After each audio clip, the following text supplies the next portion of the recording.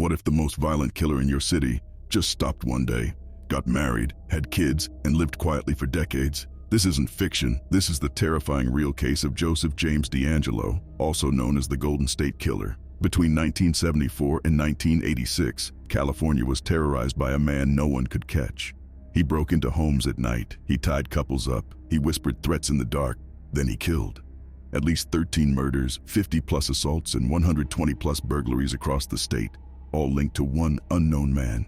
Police had sketches, voice recordings, even fingerprints. Nothing worked. Then, suddenly, he stopped. For over 40 years, the killer vanished. No arrests, no suspects. People assumed he died. They were wrong. In 2018, investigators uploaded crime scene DNA to a public genealogy website. The match didn't belong to the killer. It belonged to a distant relative.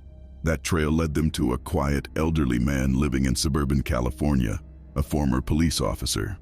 Joseph DeAngelo was arrested outside his home. Neighbors were stunned. He had a job, a family, a normal life. In court, survivors described hearing the same voice they remembered from decades earlier. In 2020, DeAngelo pleaded guilty and was sentenced to life in prison without parole. The most horrifying part, he lived freely for most of his life, while victims waited for answers that almost never came, like comment, follow, because retirement plans aren't always innocent.